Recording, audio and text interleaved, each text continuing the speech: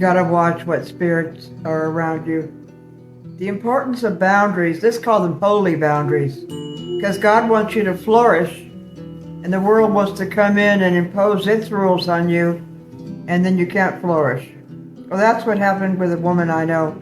She was always talking about her book, constantly. And I thought, fine, I'm here to encourage people. And then whenever I would bring up my work, she would just ignore it like it was nothing. And I thought, okay, I understand this. It's a narcissistic spirit. It doesn't care about your work. Okay, I'll just go along with it. What have I got to lose? But through the months, it was all about her. And I just gave up ever talking about what I was doing, ever. And I lost all inspiration. Insight stopped coming because my work became smaller and smaller in my mind. You see, it's a spirit. It's a narcissistic spirit, and it's a Jezebel spirit in women. They won't encourage each other. And it's just women in general. They go away, they're self-interested. And my gosh, I thought, why do I feel depressed? I felt sad. I was getting depressed. I thought, is it the food? Is it the diet? I lost all inspiration. I stopped making videos. And finally I saw it. I had lost my holy boundaries. There was a toxic spirit in my life that made all apathy set in, like depression, lack of interest, lack of motivation, lack of fascination with life set in because of this woman and the spirit in her. And when I saw that, I just came alive again. Inspiration came back. I said, this is what's happened. My own self became diminutive to adapt to her. I understood it was a Jezebel spirit. I understood it was narcissism. I knew she was a narcissist, but I thought, well, I'll encourage her anyway. I'll be the bigger person here, and I'll just encourage her anyway and never mention my work ever, like as if I don't exist. But that didn't work. You've got to have boundaries. They are holy boundaries because God wants you to flourish. And to do that, you got to keep the world out. What an insight. I jumped for joy when I saw it because I could not figure out why I was depressed, i.e. apathetic, lack of motivation, lack of inspiration. It's very depressing when that happens. Wow. Keep that in mind with the people around you.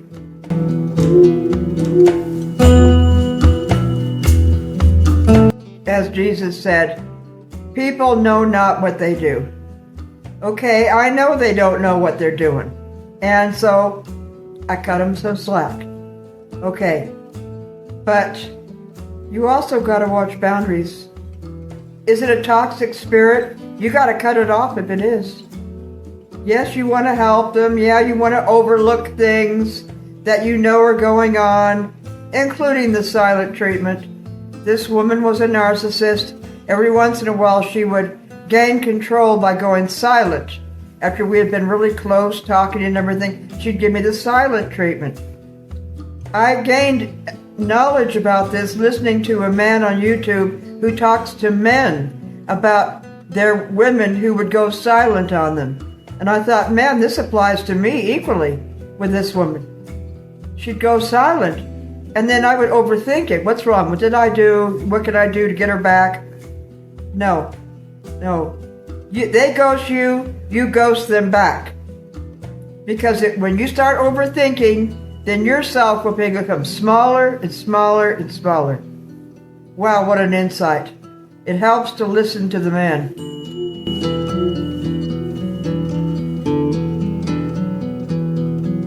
The more we try to please others to get their attention back because they've gone away, they start to ignore us, the smaller we become.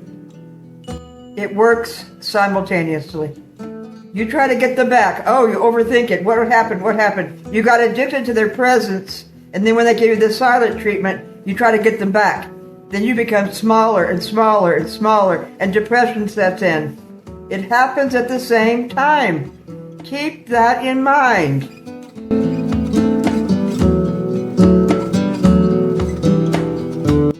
silent treatment is emotional blackmail. It makes the victim feel worthless, rejected, and invisible.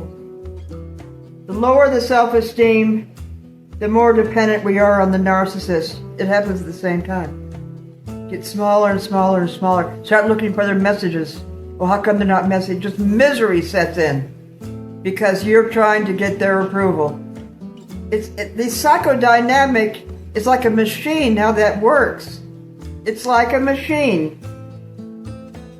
The rejection, the silent treatment is so cruel.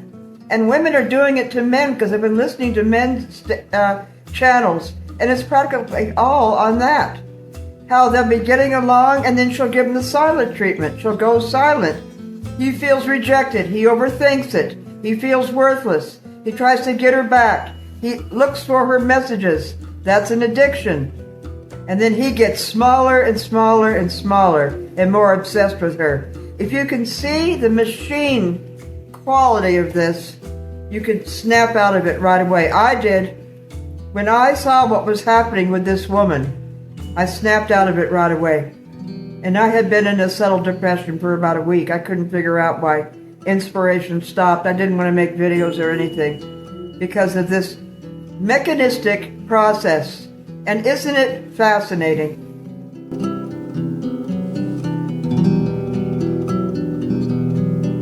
A toxic relationship will eclipse you. Listen to what I wrote. When I suddenly got insight about this relationship, this friendship I had that was eclipsing me. Toxic relationships strip us of energy and courage. Thoughts are clouded. Hope feels like a distant dream. It's weight.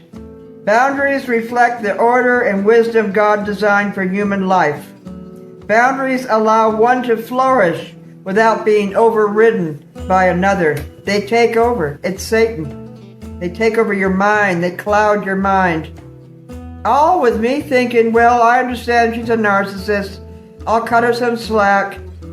Who am I anyway? I don't want to talk about my work. I'll let her just talk about her work. But you see, it was a spirit that was discarding me. And then another thing happened with her being a narcissist. She became social suddenly. She entered new social domains. And she was bragging about it. I'm not at all social. I want to be alone. I don't care about that at all. Anyway, then she discarded me suddenly. No messaging, nothing. That was part of the silent treatment. Again, you overthink it, you feel rejected, you feel diminutive, you feel discarded, you feel unimportant, you feel ignored. Because narcissists do that. They get new supply with other people and they drop you like an old shoe. Don't take them back. Don't take them back. Once you see it, I used to do that, take them back and think, well, I understand it. I'll just wear it like a loose sleeve and not take it personally. Just have her around, but it didn't work that way because it is a spirit. It's a spirit, and you have to have boundaries to flourish.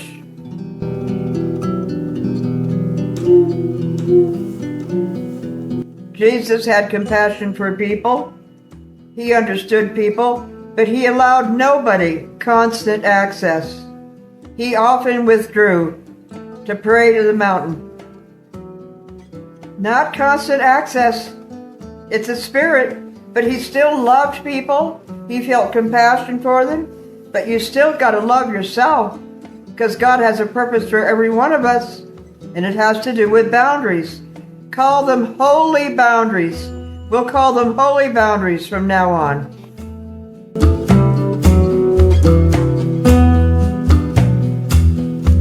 The importance of holy boundaries is to create space for constant renewal. Always renewing your energy, not getting in any slump. If you're in a slump where you have no motivation or inspiration, look at who's around you. Who are you talking to? It may seem totally innocuous, harmless, but it isn't. It's a spirit. And you want to have motivation every day. Sure, we take vacations, but you want to be inspired and jump out of bed and be happy and look forward to the new day. A slump is not that. It's drudgery. It's a lack of joy, a lack of energy, fatigue. Question who you're around.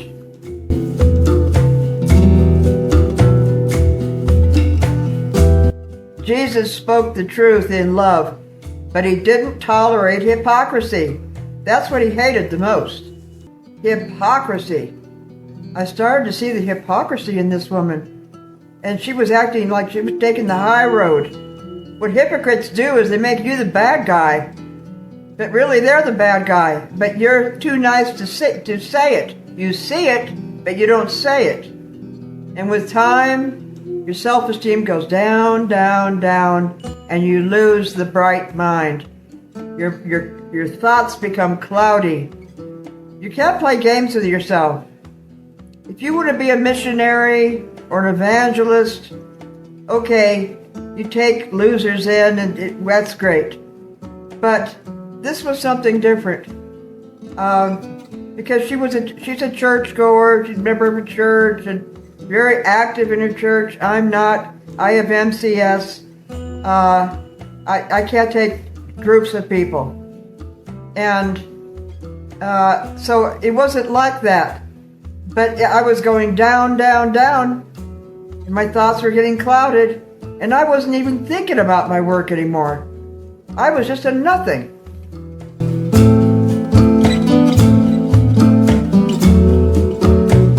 Regarding holy boundaries, Jesus walked away from those refusing to listen, dusted off his hands. They won't listen. They change the subject. They don't want to talk about that. Or it brings up anger, so you start to avoid it. Peace at any price. You see how relationships change us in adapting to them? Yeah, you gotta cut off toxicity. It's real important, and God will bring you a divine substitute.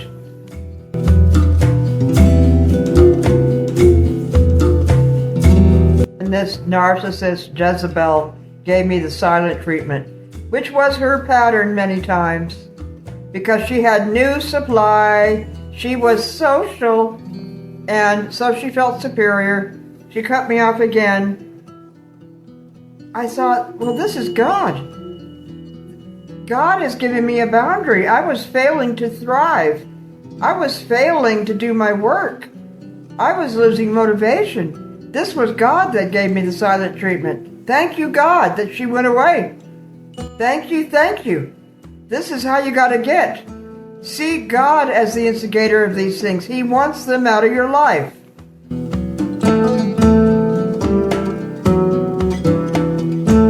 Now, when you finally get your boundaries back, what happens is mass attractions.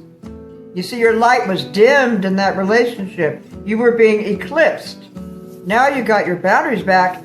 You're illuminated again. Now you attract. All gravity is not down, but towards. Attraction, towards. That's gravity. When you clear out, when you become a clear vessel, not a cluttered vessel with other people's spirits, but clear. Now you attract all. Clear out the toxic people. You're not going to feel lonely. You're going to feel relieved because you're going to have your creativity back, and now you'll attract divine substitutes.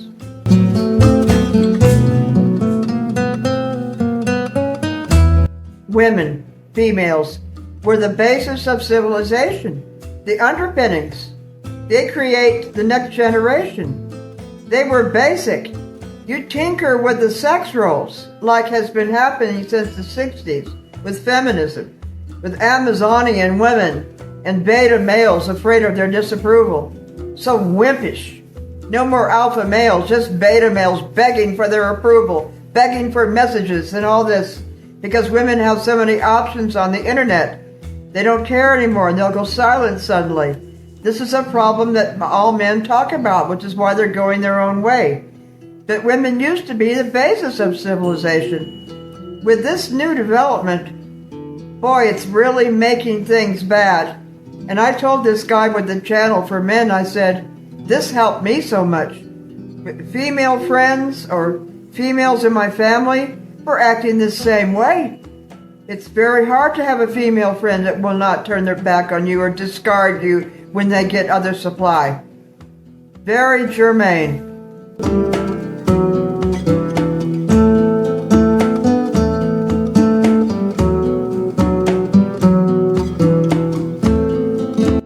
Another example of spirits with molested girls. Very few girls have not been molested, believe me. But once a girl has been molested, that spirit follows her around and she keeps on being molested in later years.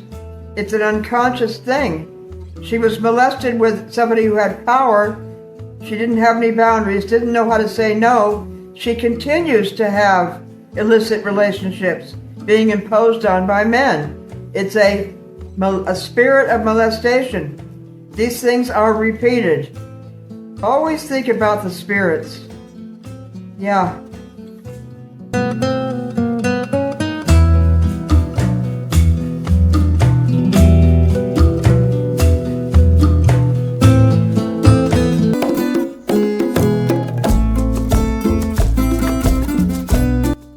The issue of state-dependent memory is so important because depending on the state you're in determines what you remember. And you can be popping up stuff that brings such grudges and ruins your entire day. It isn't the memory, it's the state you're in. Have you been drinking? Are you eating right? Who have you been around? Have they lowered your self-esteem so you're thinking about these things now? Because it's connected. Are you addicted? Are you tied to an addiction?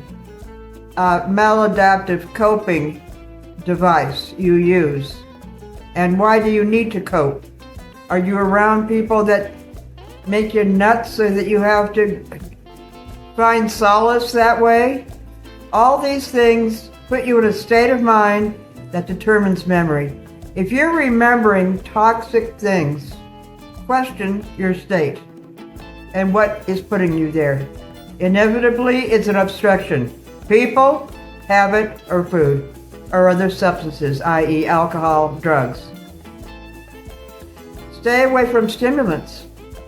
They crowd your mind with anxiety-provoking thoughts, intrusive thoughts. Stimulants, yeah, they may keep you up for the moment, but long term, you go down. Coffee, caffeine, drugs, chocolate. I had to detox from theobromine and from coffee, caffeine. I don't take anything like that because it filled my mind with things. I have to guard my mind because we do not think thoughts. We choose thoughts that come through, and it's determined by our state. You want to be calm. You don't want to be flooded with past toxic things. You want to stay calm as the spiritual skies. Because when we die, all these things go away forever. We don't live on this plane anymore. History is erased in an instant when we die. So why not think like that now?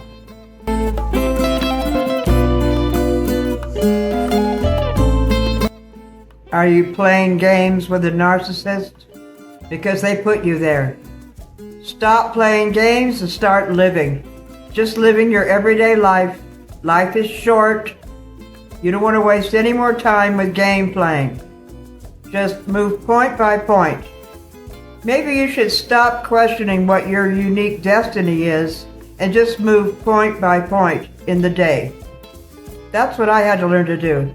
Just what am I gravitating to? What do I want to do?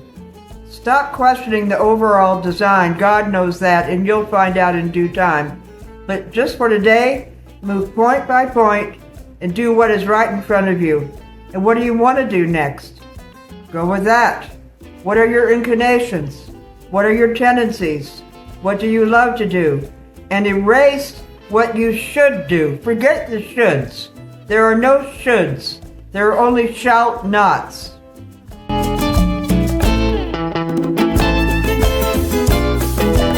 You want peace.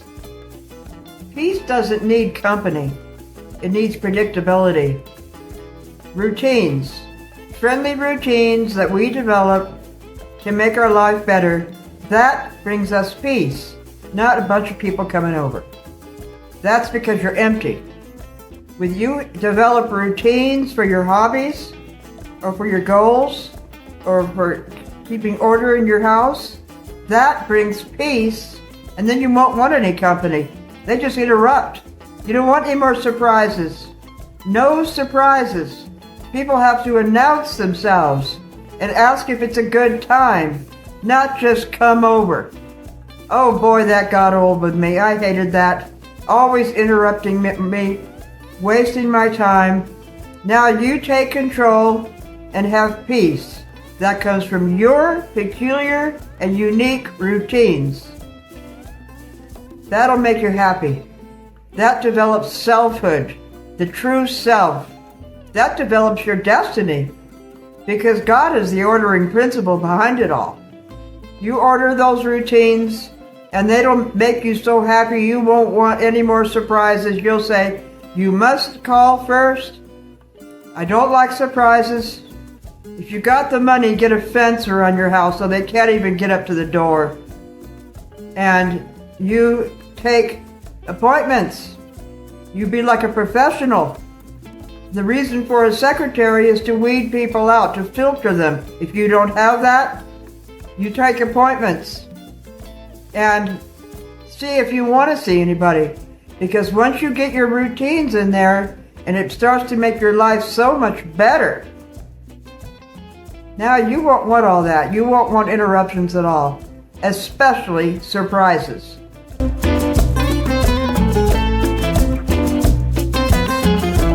I hate surprises. I want to create my day. I don't want to react to somebody who came without my knowledge, and that creates my day. I don't want to be a reactor. I want to be a creator. I want to determine my day. It's rude as hell for people to come without announcing themselves. Rude. It never happened in the old days. A professional person, a superior person, determines his day. He doesn't take that kind of crap with people just dropping by. But losers do, because losers are empty. They're glad for the attention. They're the kind that wants likes and comments and fans and all that, even though it's just online and they'll never meet them. That's emptiness. Once you're full, you want to determine your day. You are a creator, not a reactor.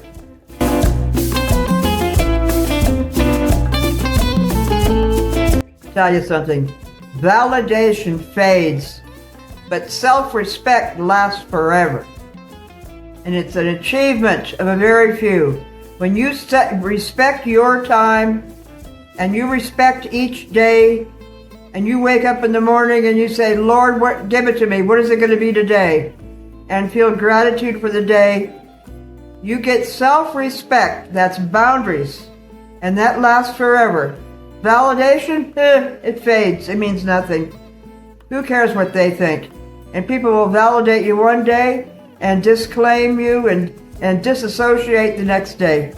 They'll deny association with you if you go down the ladder. If you're popular and rich, they're all for you. If you begin to fall down, they don't even know you.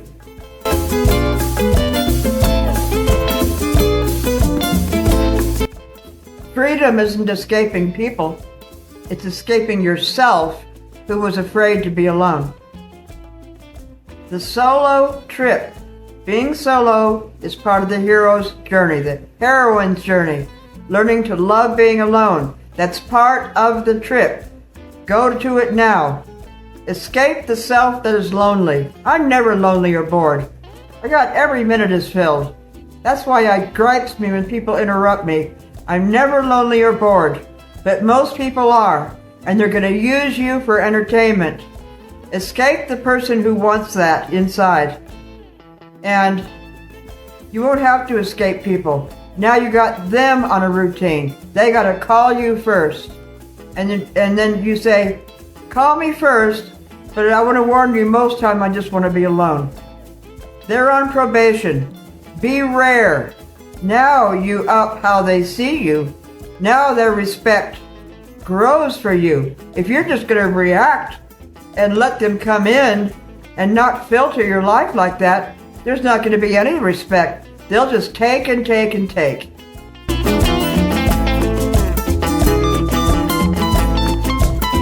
I wrote this one time in my diary. Be not cold, but careful. Not detached, but deliberate. There's a difference. You're not a cold fish. You're not detached. You're not a recluse. You're just deliberate. That's the male energy, and it's needed in the female. It's a wonderful thing in the female to be deliberate and to be determined and to draw boundaries. That brings respect, not just to be unfiltered, take whatever comes. That's ridiculous. If you can't get a secretary, you can't get a fence, be your own fence. And that is an accomplishment which will spur you on and take you right up the success ladder.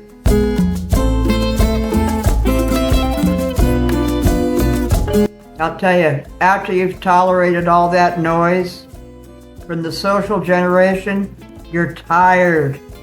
You're so tired. And when you can become calm and love your own company and start to order your life and accumulate good routines and see your life grow from that, you become calm. No more noise. No, not being a reactor, but being a creator. Then now you got energy back. And then calmness is attracted to calmness. Other people appreciate your calmness. In the face of danger, in the face of things that come up in life, you've gained that. But when you're in the other life, surrounded by chaos, always reacting, addicted to stimulants, coffee, caffeine, chocolate, drugs, pot, booze, in order to deal with it, you can't deal with emergencies then. You're not calm. You gotta get this life, go through the solo phase, necessary phase. Now you're calm. Now you'll attract a calm giant.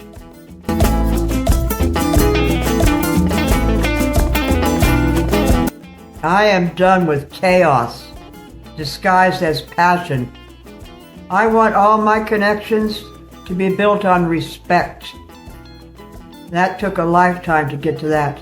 To control my day is to control your destiny. Your destiny is made up of days. Get each day. Thank God for each day. Gratitude is the key to His blessings. Be grateful to each morning. God, what are you going to bring in today? Because you are controlling it. Satan is going to bring in all kinds of interrupters. He's going to bring in the losers. He doesn't want you to appreciate your day. He doesn't want to build your day-by-day destiny. He doesn't like your boundaries. The narcissist detests your boundaries. He hates them. So you're going to be tested. You're going to have an enjoyable day if you control it. If somebody else comes in, there's going to be mistakes, accidents, things you weren't counting on, just a blithering chaos. You control it, and now you control your destiny, and now you attract calm people who respect you. Now God can come in and, like a shower, bring helpers for your work who respect your work and will do it. He'll bring in money. He'll bring in everything you need. He wanted to see you get rid of the clutter. It's from clutter to clarity.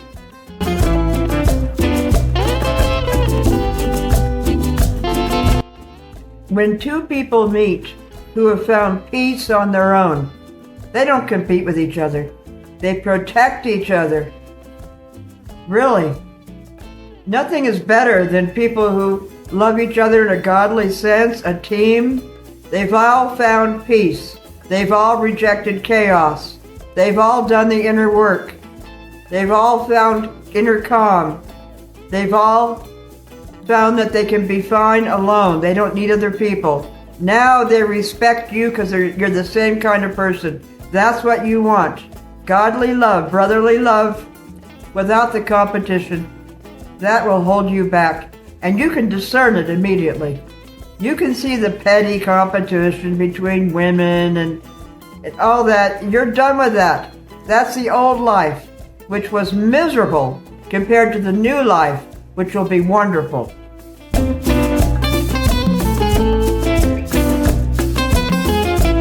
You want the kind of love in your new life that restores, love that honors your presence, not just tolerates it.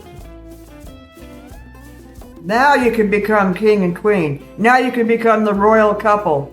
People who honor each other's presence and restore them. We need friends. We always get down. You want somebody who restores you, brings it back up. Now you're the royal couple.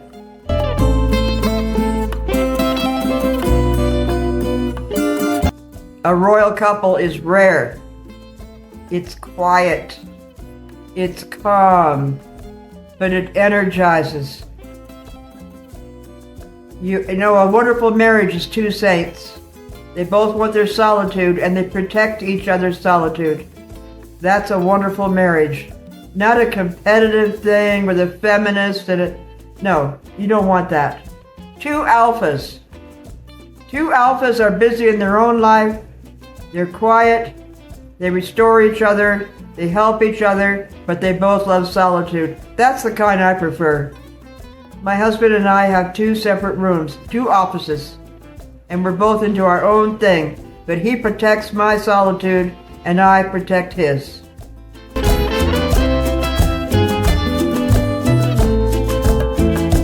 I'll tell you what men are rejecting in women. Manipulation disguised as empowerment. I'm empowered. How are they empowered? That's just a false slogan. The power comes from God. The power comes from within. Not, I'm powered. You know, I'm a woman, watch me roar and all that. No. Or false self-esteem. You got to do the work. It comes from solitude. It comes from rising above the chaos, which is everywhere. Rising above the, you go girl, go girl. No. Get out of feminist culture. It's liberal, it's leftist, it's phony.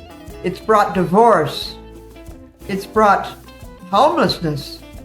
How many women are financially ruined from divorce because they did what their girlfriends told them to do? Most divorce happens from the advice of girlfriends who are also divorced. Their coffee classes, their groups, advise them to get rid of that guy. He's controlling. Why? Because he wants decency? Why? Because he wants you to dress nice? Why? Because he wants order in the home? That's controlling? No, that's just right living.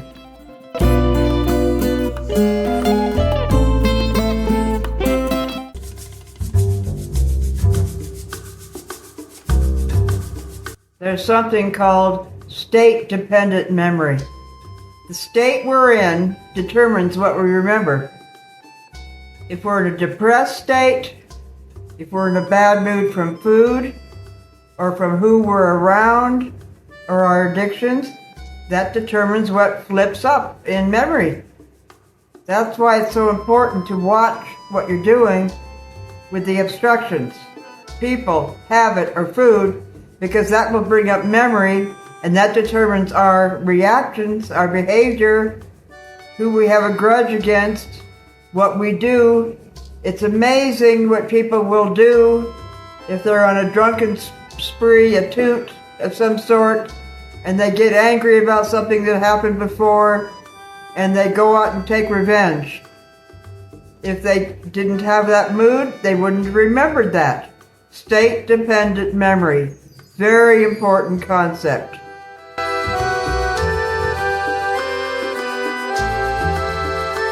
Now, before feminism came around, men knew women were weaker, and they respected and protected them as the weaker vessel. That's a good thing. But then since feminism, there's just competition between the sexes, and men don't always protect women. They may get in a boxing match because that's how things have degenerated. when men no longer respect women as the weaker vessel, rather than saying, I can do what a man can do, I'm just as strong as they are, which is all bull, you know it is. When it comes to losing weight, it's interesting. The book is called Fat is a Feminist Issue. It used to be women were very trim and thin with like 18-inch waist in the 50s, very small and petite. And men were big. They were alpha males. Well, lately women have gotten very fat. And the reason, according to the book, is they fear losing power. They fear that if they lose the weight, they'll be powerless. But power doesn't come from weight. Power comes from spirituality. Power comes from the brain. But in this dimension, that is not how they think. They think, I gotta get big to compete with the men. It used to be that in the 50s, it was the Lilliputian queens, the tiny queens. They had more power because Einstein proved that most creative energy comes in least mass. There's a book written by Helen Copley called The Silver Dawns about early California, where the women were Lilliputian, tiny. They were all tiny, and the men were giantism, giants, and yet the women ruled. Lilliputian queens, the tiny queens. Power does not come in brawn, only in a very prehistoric, primitive society. But if women don't watch themselves, if they compete with men, it does become violent. They trigger things in a man. Gotta watch what you say because he is so much bigger. I'd be careful around a man. But there's a lot of violence against women. Does it not come with feminism? Think about it.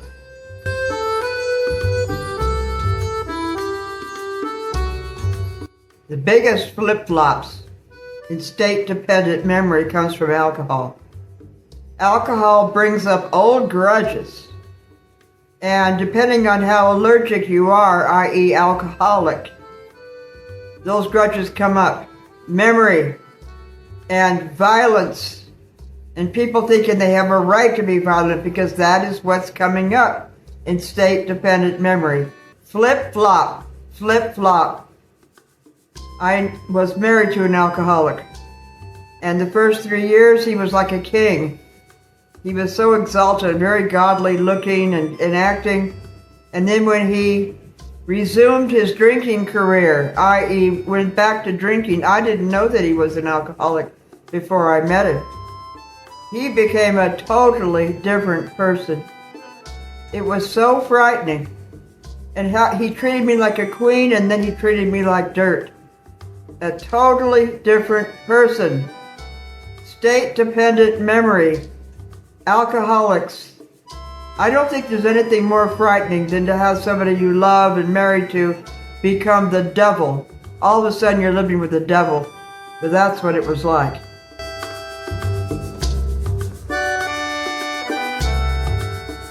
In the 50s, ladies, tiny queens, were very respectful of men being bigger. And they honored them. Boy, things have sure changed. Since feminism, women are in competition with men. And how stupid, because you're going to lose. But you see, through the years, the dishonoring of men has gotten so much worse, and now boys have feminist mothers, feminist grandmothers, and the degradation of men has gotten worse through the decades, and now they're beta males. The alpha male is rare. They're coming back. Men are going their own way. They're not staying in dishonorable relationships. They're going to the gym and loving solitude and getting their alpha male back. That's good. But you see, feminism has just brought competition between the sexes, no longer fitting together perfectly. The woman respecting the man because he's bigger and he protects the family, he directs the show, and the woman and the man respecting and protecting the tiny queen, because she orders the household and everything fits together. There's a division of labor and things worked. They no longer work. Marriages aren't staying together. They're just fighting. You can't tinker with the sex roles and not have a terrible violent revolution. And that's what's happened.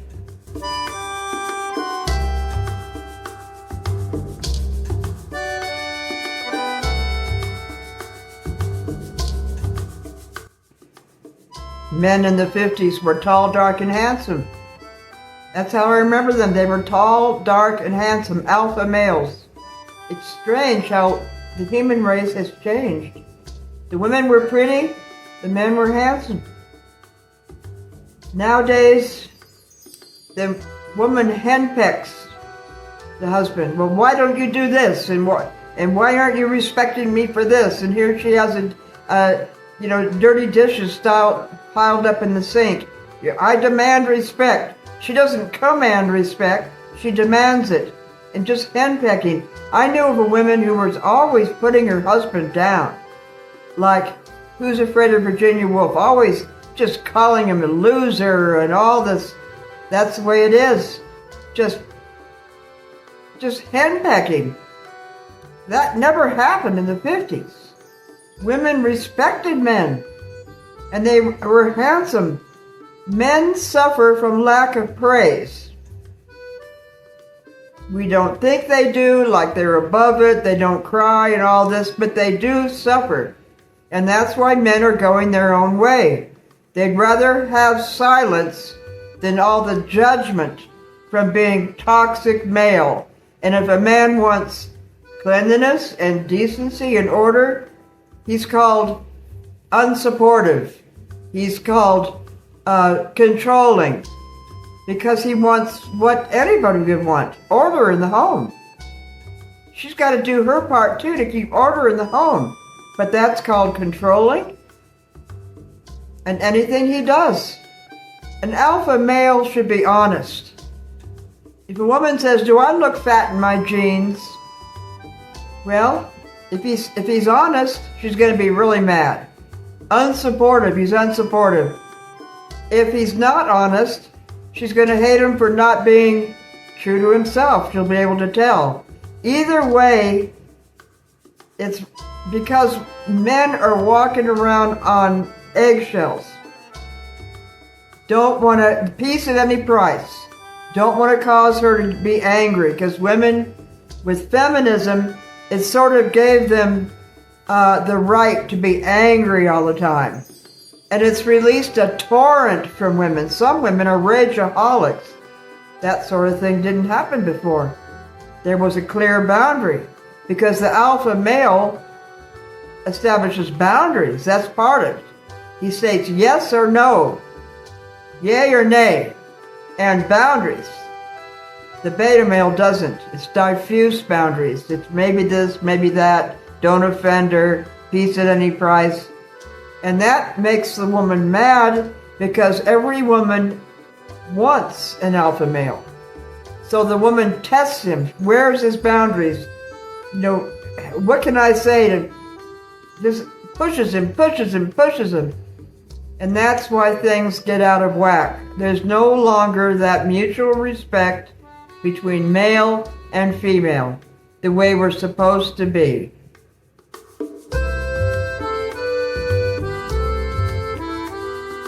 I knew of a woman who was always abusing her husband terribly, and just calling him a loser and pushing his boundaries. And she was confronted by her mother, "Hey, you're abusing him."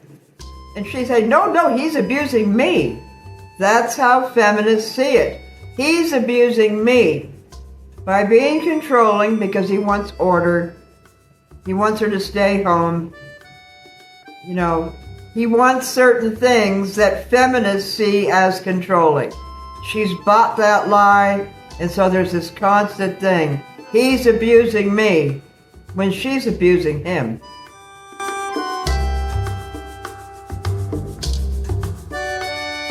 Yeah, men are going their own way. They'd rather be in silence than face the judgment of women calling them toxic. They can't do anything right anymore. Everything is mixed up. So they are going to the gym, working on themselves, learning how to be alone, learning how to not need a woman, growing up. And then they attract the right woman who will respect them. Relationships are based on respect. Feminism has brought total disrespect of the male.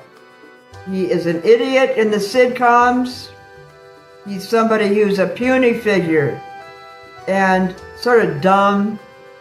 And that's part of the people are laughing at him, and the woman takes a superior role. That's our culture now. Is it any wonder men are going their own way?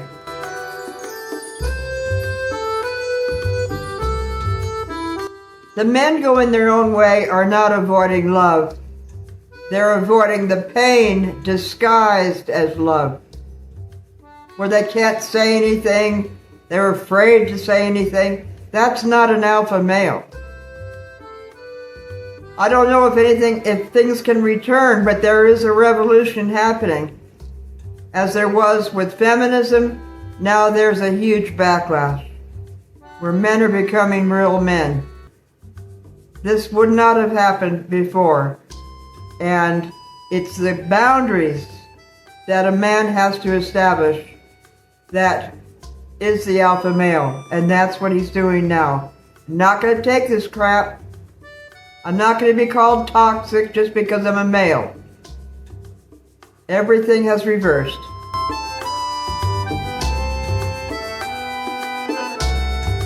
Men can't win a game that's rigged against them by television, by cultural norms now. The woman runs to her girlfriends and they all confirm he's a controller. You got to divorce him. They've all been divorced. 70% to 90% of divorces are initiated by women, and it's because they've talked to their girlfriends who have been divorced. Yeah, it's rigged against them. So is it any wonder men are walking away? What else can they do? And the women end up alone or homeless, and they think, gee, my girlfriend said that the judge would give me a couple grand a month from his salary, and they go to court and the judge gives them $250 a month from it. Things are reversing. It's no longer female-centric in the courts. It's a risky thing to get a divorce. You're going to lose provision and you're going to lose protection. That's what I want, protection from a man. Marriage is like a wall you come behind. No more men pestering you, no more problems socially. It's a wonderful thing, marriage.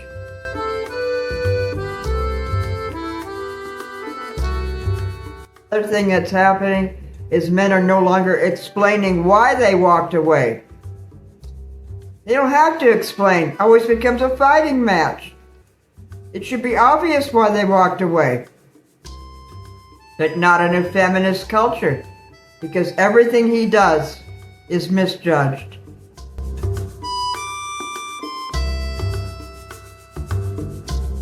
The men aren't disappearing to make a point.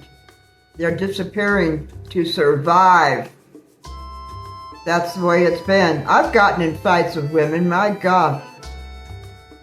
Illogical. Liberal. Women are liberals. Men are more conservative. Right there is a terrible clash. I read an article that so many divorces happened because the husband was for Trump and the woman wasn't. Most women don't like Trump. They see an alpha male, they don't like that. And wow, think of that. Political arguments with a leftist in the marriage. It's obvious why he walked away, just to survive.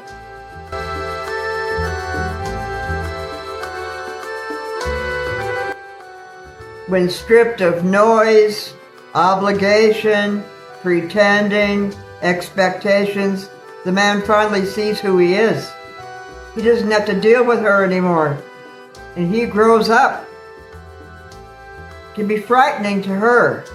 What happened? You were a beta male and now you're drawing boundaries, because he's free of the noise of arguing with a feminist. I don't want to argue with any feminist. My sisters were feminists. They went to liberal universities, and there's no winning in an argument with a feminist.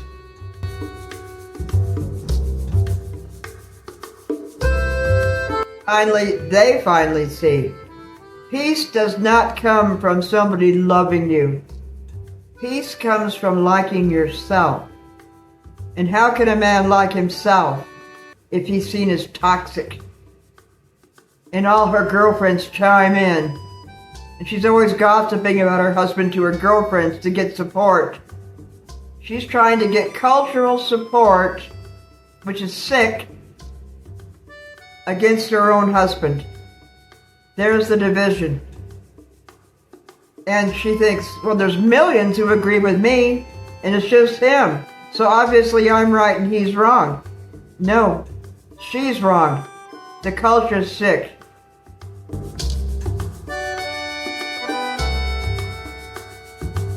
I love Ramadan fasting. I'll call it daylight hour fasting, day fasting. There's a clear delineation between night and day. You eat during the night. I eat in the early mornings before dawn, and then nothing during daylight hours. It has to do with circadian rhythms. Some people do better eating during the day, I guess, and not at night. But I like intermittent fasting where it's clearly delineated. Not one morsel during daylight hours. To me, it's just a neat thing. Life is 2 speeds. It puts you in Fastarian consciousness during the sunlight. And I've adapted to it all my life. I discovered it when I was 16, and my whole life changed by doing that way. 1 meal a day before dawn, and then just flying off to a spiritual day where I know it's not going to go down in the energy going down into digestion. The energy stays high. And knowing that brings on the spiritual Fastarian consciousness. Daytime fasting, daylight fasting. I don't eat dinner. It's just 1 meal before dawn.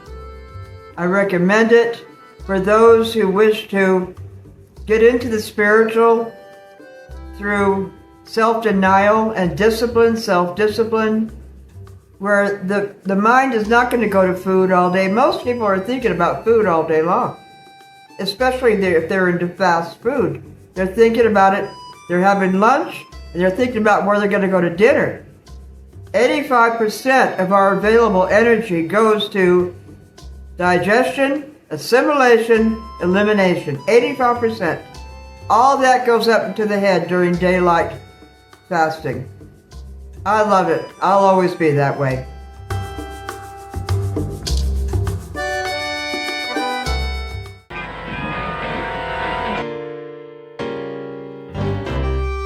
I said, God, why did I go through all that? With everybody hating me. And he said in a prayer, he said, I wanted you to see what it's like. You've always lived a very, privileged existence, lived in nice houses, and you always made it through, no matter what. I was there. I helped you. But I wanted you to see what it's like when people treat you like you're subhuman. Either because you're a woman, or the new kid on the block, or an upstart, or an envied person, or somebody who's different so they just hate you, or somebody who wants to be separate and have solitude and they hate you for that. I wanted you to experience what it feels like. And I have a lot of resentments from the past. I forgive them, yes, but then it pops up again. The next morning I wake up with it. It's hard letting go of things. even if they're dead. And I watched documentaries of World War II, what it was like in Europe in the 40s. My God, people were losing their homes and dragged off to camps and they were gassed and millions died. That's hatred. That's human hatred. That's the earth. That's reality. Not everybody's good. And I was a very trusting person. I didn't know a lot about human nature. Despite having a Ph.D. in psychology, that didn't teach me anything about human nature. No, I had to learn that in the streets. Ph.D. in the streets. What people were really like, if they look down on you, if they're jealous of you, if they don't understand you, they just hate you. That's human nature. Look at history. Don't be naive to think everybody's good. That's ridiculous. Look at human history. Learn something from it.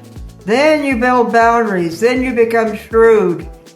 Then you don't have your money taken from you. Then you're no longer scammed. I was scammed left and right because I trusted people. And now I see the silver lining. I had to go through all that, seeing the dark side of people, being hated by people. I had to, in family, in neighborhood, in school, in previous relationships, when they turned sour, I had to see that, to see the full scope of human nature. And I thank God for it. And today, it's not happening. I'm behind a locked gate. I've relocated. They can't find me. I have new people in my life who respect me and honor me. But boy, those old days, when I had to learn things the hard way, man, oh man.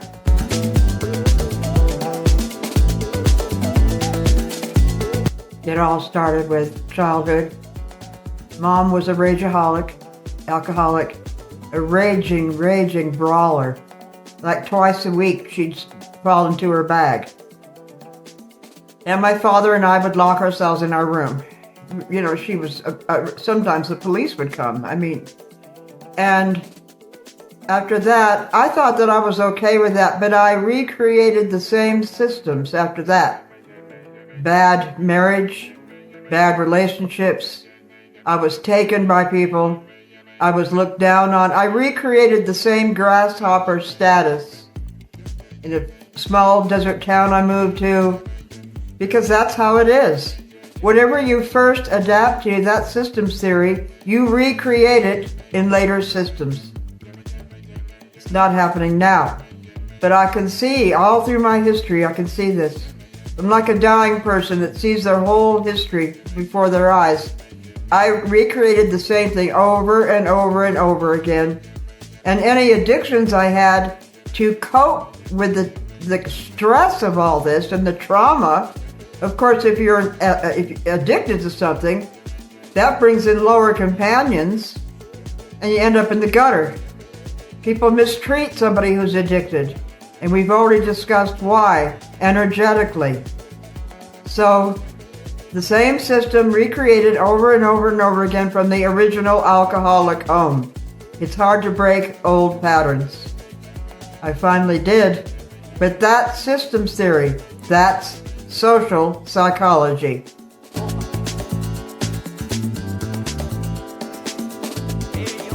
The dark side of being a female. Being forced to comply to somebody else's wishes just because they think they're superior, because they're male, or female in control, or feeling superior over. It's all a hierarchy in human nature. Who's superior to who? And that was bad. Men expecting me to comply. I didn't like that. I fought that, and they fought me back. It was hard being a female. But then, right now, it's really hard being a male because of feminism. Women are taught not to honor men. And it's really bad. For example, in a relationship, a girl will say, "Am I fat? Do I look fat?" And he's afraid of her anger. So he'll say, no, you don't look fat at all. So he's lying, and now she doesn't respect him because she knows she looks fat, and she doesn't respect him for his dishonesty. Now if he says, yeah, you look fat, now she'll hate him because he doesn't support her. And she'll go tell all her friends, he doesn't support me. So either way, the male is wrong. So now it's like the tables have turned. What has happened to the alpha males? They're beta males now. And women come and go. Women have so many options on the internet that a male gets used to being rejected and dishonored because he's damned if he does, damned if he doesn't. So the man of today, the modern male, should also learn how to be alone, to back away from these dishonoring relationships with women when they're not respected anymore. Damned if they do, damned if they don't. And get fit, go to the gym, learn to order your own environment, get into your own writing or your own destiny, your own goals, and just back off from, don't need women so much because they're not there for you now anyway. They're all feminists, liberals. Statistics show most women are liberals. It's the feminist influence. Most men are more conservative. There's bound to be a clash in modern relationships.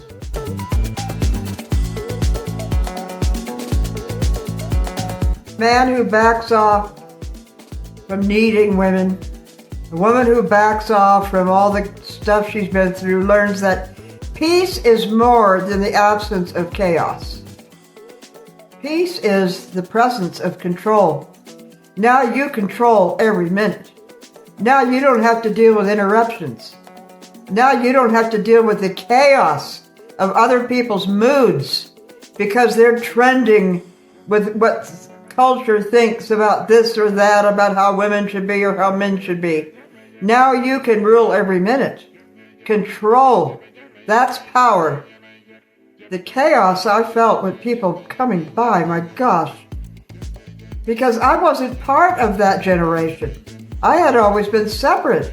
I couldn't believe their expectations and the inability to understand somebody who just wants to be alone, who has goals and just wants to pursue those.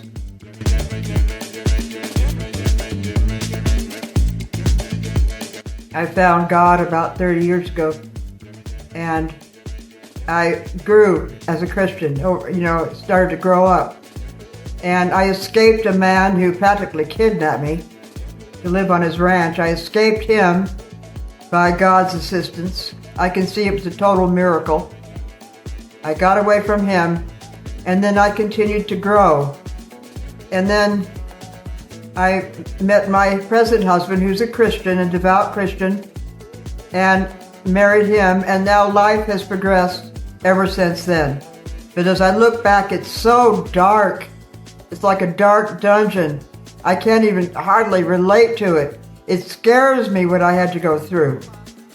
In the dark, living with demons, and then being rescued to the light, and everything is light and happy now. I don't want to ruin that by thinking of the past. That's what we do. We wreck the present by bringing up the past constantly. But that's the dark and light of the hero's journey. There's a canyon. You got to go through it to choose the light. I had to learn what I did not want and what I did want by going through all that. How else would I know? Now I can discern people. I had no discernment in those days. Evil flows right in. And I can see the whole thing now. And God says He will now protect us. Don't fear evil. I will always be with you. I will fight your battles. And He does. And what a contrast. What an incredible difference between dark and light. Life has two sides. And I just hope you don't have to go through it to learn it. Just listen to what I say. There's a hell and there's a heaven. And on earth as well. A total hell avoid it. Avoid certain people. If they show the signs, don't let them in. And avoid addictions. They'll take you down to hell. They'll take you down to the gutter. That's just the addictive process. And choose the right. Make gold.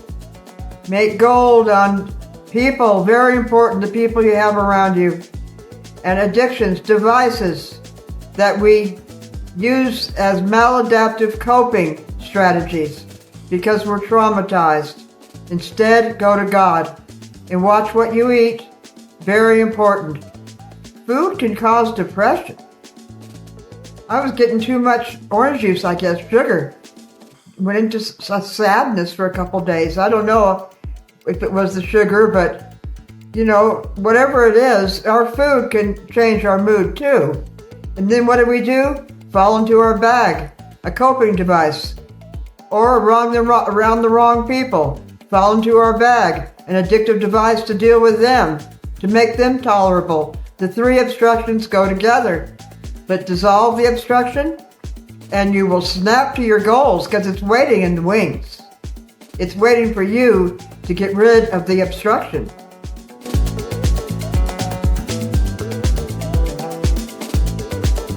Yes, peace is more than the absence of chaos.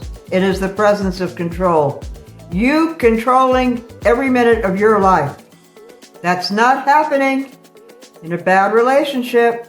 Somebody else is controlling every minute, every thought. That's not happening. If you're addicted in an addictive cycle, you're being controlled by your urges and your desires, and they're way out of whack because we need the addiction more and enjoy it less. That's the addictive process. You're not in control. If you're a food addict or an alcohol addict, you're only thinking of your next fix. That's not being in control. That's not peace. Peace is you being in control and God through you. That's what we want.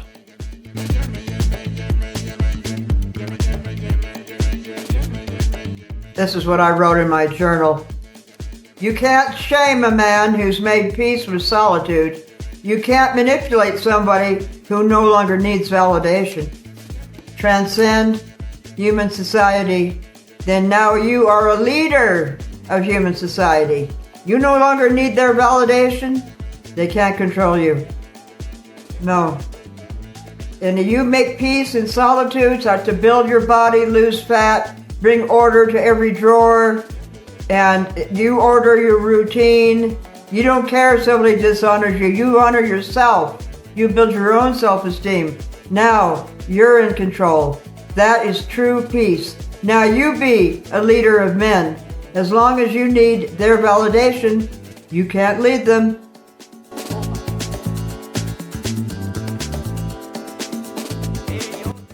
A woman can't control a man who's no longer afraid of walking away. Men get addicted to women. Women can't be controlled anymore. Women have too many options online. And they dishonor men now because of feminism. If a man can walk away from that, now he's in control. That's a problem. You can't control somebody who is no longer afraid of walking away. Don't fear loneliness. When you find yourself in solitude, you'll never be lonely again. There's no greater high in the realization, man, I can do this myself. I can go to the gym and build a body and be proud of it. And I can make my own plans. I don't care what anybody thinks anymore. I can order my own home. I don't need her. I can decide what I eat, whatever. That builds self-esteem. Now, there's no more ups and downs because somebody is putting you down. There's no more begging, being on the begging end. Begging to get her attention. Begging to get her love back. Because she doesn't respect you. Because you weren't true to yourself. Women love men who are true to themselves, really. Who are leaders. Who aren't mealy-mouthed, just, please love me. Please don't love me. Please don't leave me. A woman does not respect a man like that. Women respect alpha males who are above all that, but they will test a guy to see where his boundary is. If he's not an alpha male, they will push it, test it, because they're trying to find that line and finally lose respect for him and leave him altogether. No, he's got to be a man. He's got to be a real man. He's not going to put up with that, and he will walk away. Now she loves him.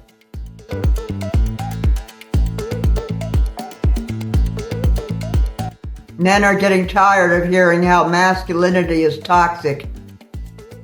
No, masculinity is not toxic. That's being a man. Being abusive is toxic, but a man wanting order and decency in a female, that is not toxic. He wants her to take care of the house and to be a good housekeeper and not to have dishes build up in the sink, or takes clothes out of the washer and not put them away. The house a mess. He doesn't respect that. But if he demands order, she runs to her girlfriends. Oh, he's not supportive. He's abusing me. No, wanting order is not toxic. Masculinity is not toxic. I want a man to protect me. Men are bigger than women. I can't defend myself. I respect masculinity. I don't respect abusiveness. But men used to respect their wives because they did honor them. They didn't push them to the line and test and pick fights and put them down and look around to other men. No, everything has changed. You can't tinker with the sex roles and not expect this type of conflict. But men are leaving. They're finding solitude. They're going to the gym. They're building themselves up another way, not needing the approval of women anymore, and I salute them. See, both sexes are pulling back, finding themselves, and solitude is the answer for both of them. Then you can reconnect with somebody who honors you.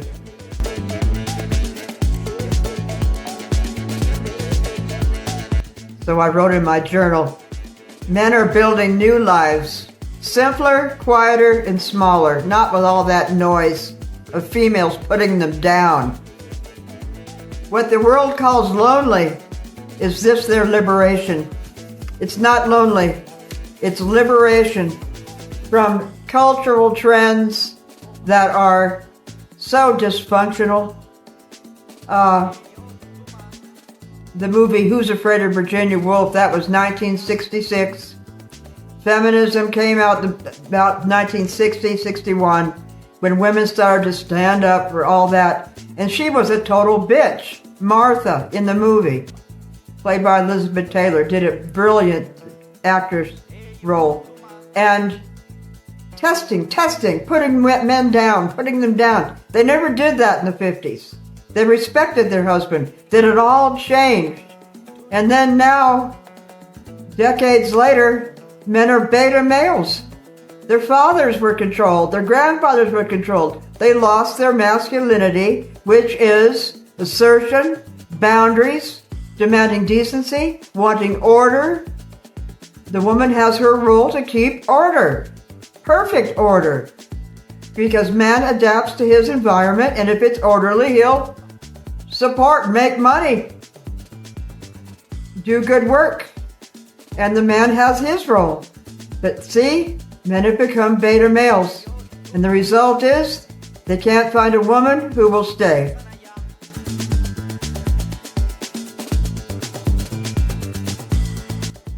The new men are not lonely in solitude. They're lonely in relationships where they were made invisible. Women would get together and they're talk against him, putting him down. The sitcoms make men look dumb and just dysfunctional without the women. The women are the dominatrix. They're in control. Who needs that? No. Men have found they can be alone. And that's the way to go for now. Reestablish yourself as a man and find a woman who can honor you. None of the feminist crap.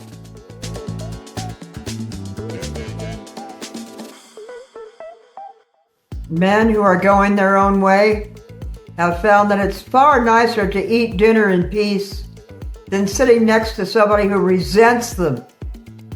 Resents them because they bought the cultural crap. Women are liberals, feminists, looking down on men, not honoring them.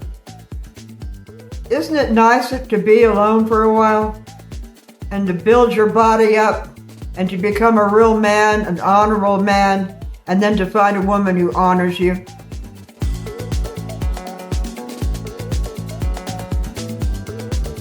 Men have found, isn't it more wonderful to sleep alone in a bed rather than next to a woman who's scrolling through all her options and looking down on you? That's what men are finding. Yeah, the tables are turning. Women have got to get off this feminist thing and honor men, because I don't know who else is going to protect you. You'll find that out later. I respect men because they're bigger than I am, and I need them to protect me.